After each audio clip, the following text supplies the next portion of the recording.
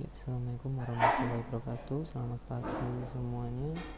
Hari ini saya akan mengajarkan tentang uh, perpindahan panas pada dinding mesin pendingin. Jadi fokusannya kita mempelajari bagaimana uh, beban kerja yang ada di mesin pendingin tersebut itu keluar atau akan bertahan seberapa kuatnya atau seberapa efisiennya di mesin pendingin tersebut. Kenapa kita harus mempelajari perpindahan panas? Karena dalam suatu mesin pendingin dia akan mengeluarkan suatu beban panas yang dapat mendinginkan suatu produk. Jadi ketika dia dari suatu evaporator ke produk tersebut mengalami suatu perpindahan panas dengan media mungkin udara vakum atau lain sebagainya. Jadi kita harus mempelajari bagaimana beban tersebut itu sampai ke produk kita. Akhirnya kita harus mempelajari tentang perpindahan panas, terutama pada dinding-dinding mesin pendingin, karena pada suatu mesin pendingin tersebut seperti freezer, dia evaporatornya dia tidak langsung menuju ke produk tersebut, tapi disalurkan oleh dinding-dinding yang ada di mesin pendingin tersebut. Outline kita yang pertama kita akan pelajari yaitu bagaimana energi panas dapat berpindah istilahnya beban energi yang ada di evaporator tersebut berpindah melalui beberapa media. Ada yang nanti kita akan membahas tentang konduksi, di mana medianya itu media padatan, kemudian konveksi yaitu medianya yaitu media udara atau media air, kemudian radiasi bagaimana dia memancarkan dari energi panas tersebut, dan yang terakhir apa sih yang nanti kita pelajari semuanya.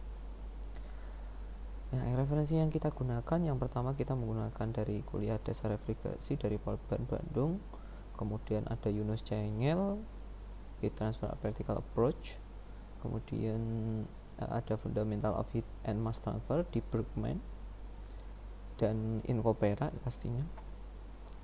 Ini referensi ada 3 yang kita gunakan. Yang pertama kita akan bahas bagaimana energi panas dapat berpindah. Energi panas yang memiliki sifat tertentu yaitu dapat berpindah tempat ya, dari tempat satu ke tempat yang lainnya.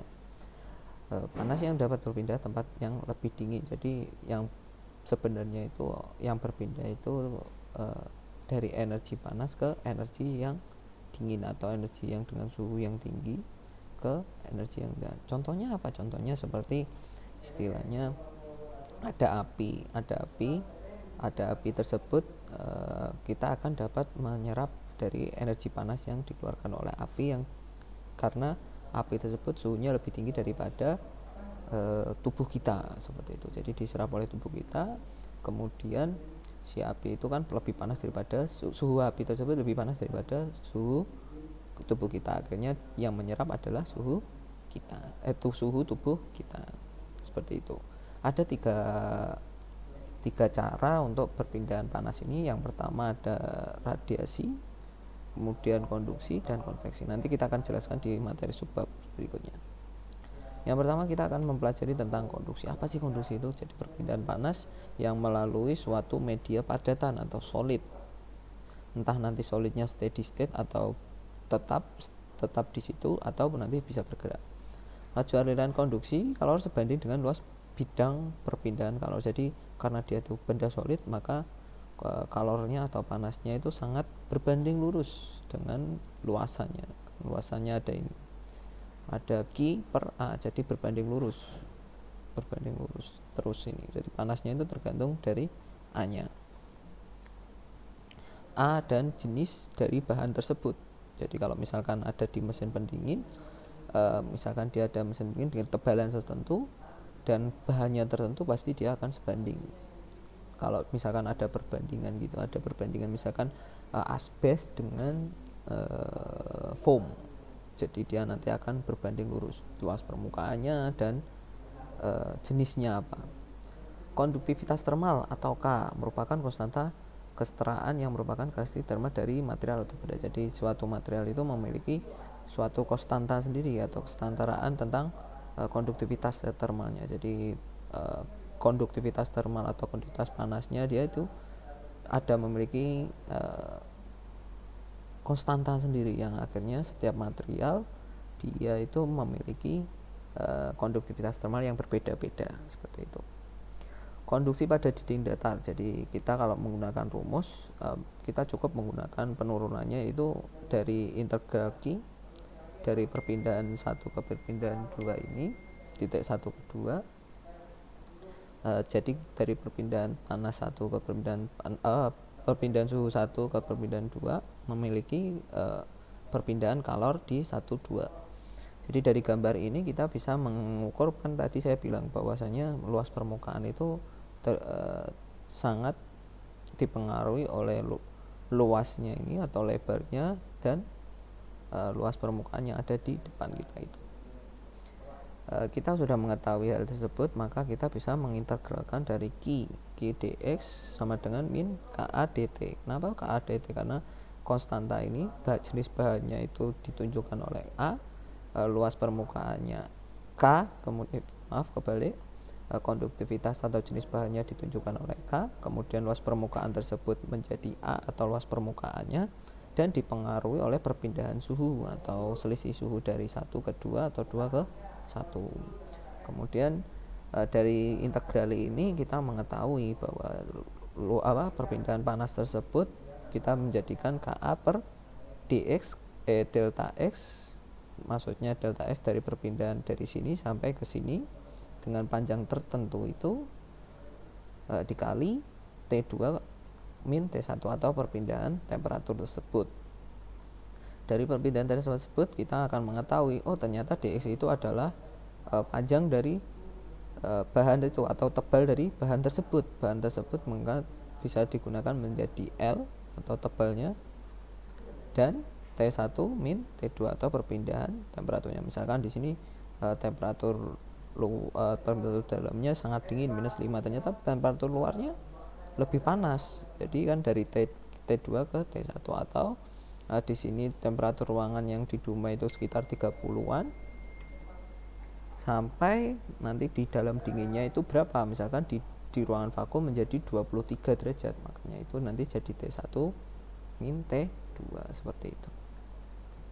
Kemudian kita mengetahui adanya tahanan termal. Tahanan termal ini digunakan untuk mengetahui bagaimana suatu perpindahan panas itu dapat dihitung dari udara bebas yang di luar menjadi udara yang dingin di dalam, dengan pembatasnya yaitu suatu bahan yang memiliki ketebalan tertentu. Dari sini kita bisa mengetahui adanya hukum kekekalan energi yang dimana energi di luar hot air atau di luar sampai di dalam atau cold air. Jadi cold air ini bisa menggunakan energi yang terkumpul sama dengan, atau energi yang dikumpulkan di sini sama dengan E masuk, kemudian minus E keluar ditambah E dibangkitkan.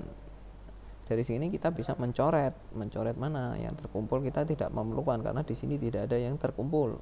Kemudian E yang dibangkitkan di sini juga nggak ada suatu komponen yang dibangkitkan karena dia sesuai secara alami. Maka diperoleh bahwanya E masuk sama dengan E keluar, atau sama dengan Q1 sama dengan Q2 sama dengan Q3. Jadi Q1 di udara, kemudian Q2 ditempel di sini, dan Q3 berada di dinding yang dalam, Q2 di dinding luar, Q3 di dinding dalam, dan Q4 ada di udara yang ada di dalam. Dari situ kita bisa menemukan rumusnya seperti ini. Ternyata Q1 ini adalah medianya adalah media bukan padatan atau media secara gas atau secara udara, maka kita bisa menggunakan yang namanya konveksi, sedangkan kalau padatan menggunakan konduksi. Dari situ rumusnya kita mengetahui bahwasanya tidak ada ketebalan, kita menggunakan H1. H itu adalah ketetapan panas pada udara atau udara tersebut, maka menggunakan H. Kalau padatan adalah K, ya kan, jadi pasti menggunakan A-nya adalah adi ketika ditempel itu. Setelah itu kita tetap menggunakan perbandingan atau penurunan dari T1 atau temperatur. Kalau Q2 pasti jelas mengetahui bahwasanya dia adalah konduksi, dan Q3 adalah konveksi juga. Seperti itu. Jadi kita menggunakan rumus ini tiga-tiganya, terus kemudian kita setarakan. Apa yang disetarakan? T-nya, karena yang kita bisa cari adalah T-nya, atau yang kita bisa lihat T-nya. Jadi dari T tersebut kita mengetahui, jadi kan T1 minus T2 ditambah, ketika ditambah maka yang hilang adalah T2 dan T3. Jadi akhirnya T1 minus T4.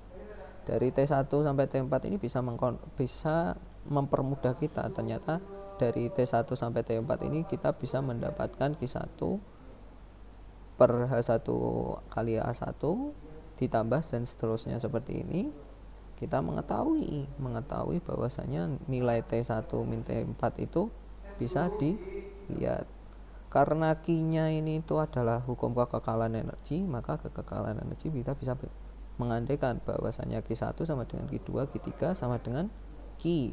Dan A-nya adalah karena permukaan ini selalu sama, tidak berubah-ubah ketika diberi panas, maka kita bisa masih menggunakan A1, A2, A3 dan A, karena ini perpindahannya tidak merubah suatu bentuk atau geometri.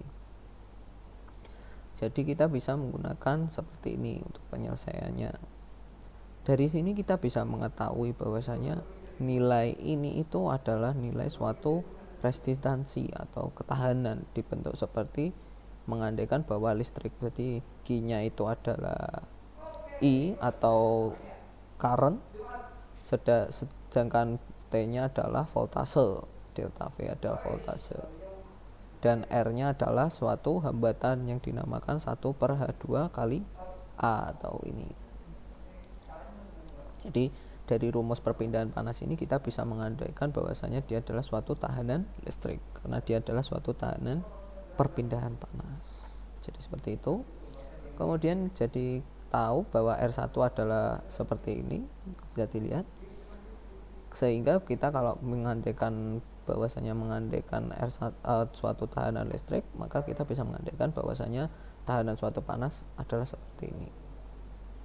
Jadi tahanan termal konduksi adalah L per Ka, kemudian tahanan konveksi 1 per Ha, dan untuk laju perpindahan kalor nilainya seperti ini. Untuk dinding komposit atau perpindahan yang mengalami banyak konduksi yang banyak, maka kita bisa menggunakan rumus saya tadi, hanya saja nilainya tahanan tersebut dibagi menjadi banyak, menjadikan R2, R3 dan R4 yang memiliki bahan yang berbeda, bahan A, B, dan C, seperti itu. Jadi nilainya seperti ini sehingga. Oke, kemudian kalau misalkan dinding komposit seri paralel seperti apa? Jadi nanti ketika dia memiliki seperti ini, ada dua ini berbeda, jalurnya berbeda, maka kita bisa menggunakan seri paralel. Perhitungan seri paralel bagaimana? Kita harus mencari nilai R3-nya. Makanya jadi nilai sini. Jangan lupa ya, ini tetap menggunakan pengandaian bahwa nilai tersebut menjadi suatu hambatan listrik. Seperti perhitungannya seperti hambatan listrik, cuma pengertian R-nya nanti akan dijelaskan di sini. Nah, ini contohnya, misalkan chip silikon tipis dengan substrat aluminium atau aluminium tipis dengan tebalan 8 mili dipisahkan oleh hubungan seperti ini, dan chip dan substrat itu masing-masing 10 mili pada satu sisi, dan permukaannya yang kedua didinginkan oleh udara, bla bla bla, sampai bag yang kita tanyakan apakah akan beroperasi di bawah maksimum ini, seperti ini. Jadi kita tahu nih, jadi kita gambarkan bahwasanya ada udara dengan suhu seperti ini, hanya seperti ini, dan udaranya. Kemudian kita akan mengalami perpindahan panas. Silikon chipnya ini aluminium substrat, dan ini penempelnya pakai apa? Epoxy joint. Jadi kita bisa menggunakan rumus seperti ini. Nah, kalau udah tahu seperti ini, maka kita tahu Qc yang berada di sini, Qc sama dengan Q1 ditambah Q2, karena dia keluar kan, Q1-nya di sini dan Q2-nya berada di sini. Kalau Qc-nya sendiri adalah Tc per T tak terhingga ini, dan Tc-nya lagi ternyata nilainya seperti ini. Kalau kita masukkan saja hasilnya akan menjadi TC sama dengan 25 derajat Celcius ditambah 53 derajat Celcius, seperti itu. Jadi yang kedua nanti kita akan mengetahui namanya konveksi. Konveksi itu adalah media atau benda yang mengantarkan kalor yang larut berpindah, umumnya terjadi pada benda padat ke fluida. Tadi kan padat ke fluida nih, ada hubungannya resistansi. Kalau konduksi kan hubungannya dengan resistansi. Kalau konveksi jadi pengertian seperti ini, media atau benda yang mengantarkan kalor juga turut berpindah, umumnya terjadi dari benda padat ke fluida. Persoalan utama adalah menentukan nilai koefisiennya.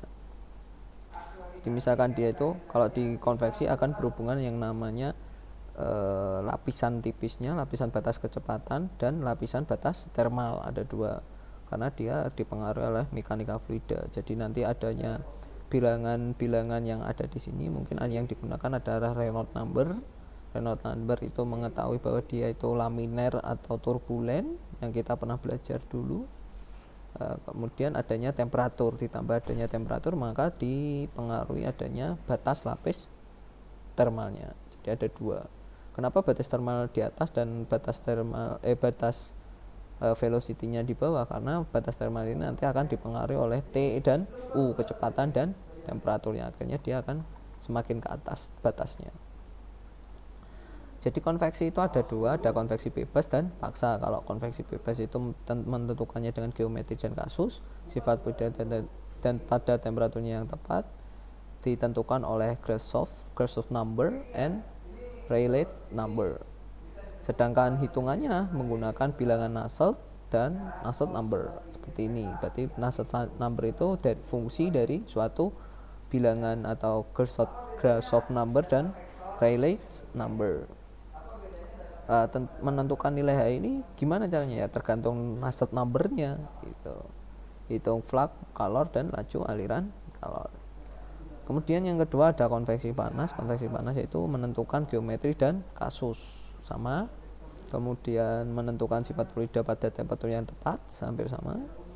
Kemudian kalau paksa ini tergantung Reynolds number-nya, Nusselt number-nya, dan Nusselt number itu fungsi dari suatu Reynolds number. Kalau ini Grashof number kalau konveksi bebas. Kalau paksa itu tergantung Nusselt number. Bebas itu seperti apa? Seperti kayak udara yang ada di dalam, kita tidak diapa-apakan. Kalau paksa kita memberi kipas angin, memberi suatu bahan pendingin, itu paksa, konveksi paksa. Dimana kalau konveksi bebas itu secara alami, kalau ini dibantu oleh suatu alat. Jadi kayak kipas angin, kayak mesin pendingin seperti itu. Pasti menentukan nilai H-nya, nilai H yang ketika paksa dan bebas. Sama hitung flux, kalor, dan laju aliran. Kemudian yang terakhir yaitu adanya radiasi. Radiasi itu merupakan emisi energi yang disebut sebagai daya emisi. Besarnya sebanding dengan pangkat 4 dari temperatur absolutnya. Bendanya hitam, ideal atau black body disebut ideal radiator atau daya emisi persamaan Stefan-Boltzmann. Jadi nilai radiasi itu bisa dihitung dengan persamaan Stefan-Boltzmann-nya. Ini deltanya seperti ini, bilangan bukan bilangan, konstantanya seperti ini, konstanta suatu udara. Jika menggunakan yang normal aja seperti ini, jangan yang sulit, enggak sulit. Kemudian radiasi dari benda nyata dinyatakan sebagai ini, dan sama kan nilainya, ada nilai epsilonnya ini nanti kita hitung, kita ketahui, karena epsilon ini bisa dari konstanta atau tabel emisivitas bendanya itu apa sih. Jadi benda yang kita hitung itu apa, yang kita akan radiasikan itu apa, tubuh manusia atau benda material yang lainnya. Besaran energi yang dipindahkan dari benda 1 dan 2 masing-masing seperti ini. Nah, misalkan ada 1 dan 2, kalau dari 1 dan 2 ini ada emisivitas bendanya, maka kita bisa menggunakan persamaan seperti ini. Radiasi dipengaruhi oleh bentuk atau geometri 1 dan 2, Q1, Q2 kayak gitu. A1 F nya itu emisivitas bendanya. Dari itu emisivitas benda kita mengetahuinya dari mana? Dari suatu tabel. Jadi ada nilainya seperti ini, ada epsilonnya seperti ini. Ketika temperatur range-nya seperti ini, berarti epsilonnya sebesar ini. nggak apa-apa. Berarti sekitar misalkan temperaturnya sekitar 90, maka menggunakan epsilon seperti ini. Ini beberapa tabel yang saya dapat dari suatu handbook heat transfer. Ini nilainya. Jadi suatu material itu memiliki nilai yang berbeda-beda rentangnya. Itu ada kayu, ada mika, cat, iron and steel atau baja dan besi, kemudian emas, kemudian tembaga, kuningan, kemudian aluminium, ya sejenisnya seperti itu. Jadi yang kita akan pelajari sebenarnya perpindahan panas ini ada beberapa, yaitu ada konduksi, konveksi, dan radiasi.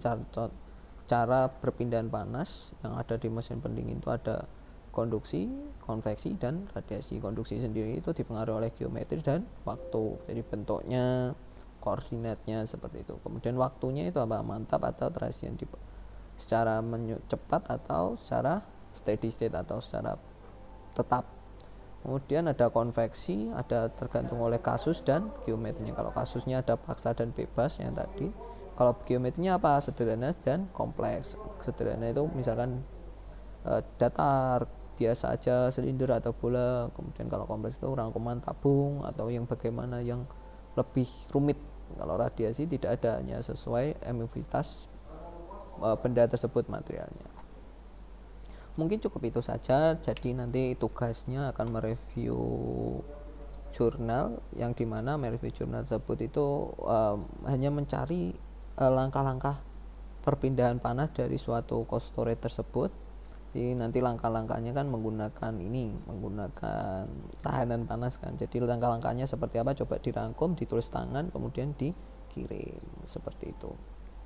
Kalau ada pertanyaan nanti bisa dijelaskan, bisa mencari contohnya seperti itu.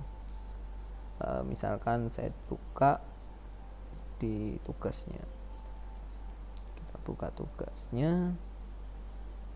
Nah, misalkan ini analisis beban pendingin cold storage kan. Jadi bebannya itu kita cari tahu kan, ini nggak usah kamu lihat. Nah, pertama kan kita harus menghitung apa? Menghitung kapasitas cold storage-nya. Ternyata menghitung dimensi. Ya kamu tulis perhitungan kapasitas cold storage, kamu crop, kemudian berapa kilo dia, ternyata 10 kilo, kamu cari nilainya. Ternyata dari volume tersebut memiliki volume seperti ini, dimensinya seperti ini, kamu harus tahu. Kemudian apalagi yang dicari, ternyata setelah ada itu ada lebarnya berapa, tebalnya satu ini. Ini ruang Van der Vaart memiliki dua kipas yang digabung ini, jadi ada propertiesnya ini, geometrinya seperti ini. Terus volume bagian-bagiannya ternyata seperti ini, properties dari suatu mesin pendinginnya. Mesin pendingin ini, maka kita mengetahui suatu volumenya. Yang didinginkan apa sih? Ternyata yang didinginkan tiap grus ikan kan, suatu berat yang suatu bahan yang didinginkan dengan menggunakan ini, propertiesnya ini. Caranya sebagai apa? Ternyata caranya menggunakan, nah ini ada jenis lapisan ketebalan dindingnya kayak tadi kan. Nanti ada 3, menggunakan apa? Menggunakan bebannya tadi itu, menggunakan resistansi termalnya, menggunakan ini. Kamu nanti crop ini caranya seperti apa? F itu apa? F itu ternyata nilai udaranya di sana, di dalam dan di luar. Nilai koefisiennya berapa, X nya itu apa, nilai X nya itu adalah A nya atau bagaimana ya, kamu cari nanti nilainya di sini, yang akhirnya dia akan mendapatkan nilai perpindahan panasnya seperti itu. Ini kan rumus tahanannya, dan kemudian ini nilai beban panasnya, perpindahan panasnya seperti ini. Nggak usah sampai rembesan, kalau mau ditulis rembesan nggak apa-apa. Nilai koefisien perpindahan gabungan untuk atap. Jadi kan kalau tadi itu dinding, kalau ini adalah atapnya. Ini melantai atap. Jadi kalau udah tahu perpindahan panasnya, maka nanti tahu total perpindahan heat loss-nya berapa, perpindahan panas yang keluar itu ternyata berapa. Jadi ini nilai merangkum data realnya itu seperti itu. Di tugasnya hanya seperti itu. Nanti kita mengetahui nilainya sampai sini aja. kalau sampai sini nanti kamu pusing, nggak saya bukan ajarkan kan. Jadi dari sini aja nanti, dari sini aja. Dari sini nanti kita bisa mengetahui nilai beban besar, beban panas yang keluar dari lantai, atap, dan dinding-dindingnya, seperti itu. Mungkin cukup itu saja kuliah dari saya. Mohon maaf kalau videonya nanti agak telatan 1 hari karena ada kesibukan lain dari saya. Mungkin cukup itu saja. Wassalamualaikum warahmatullahi wabarakatuh.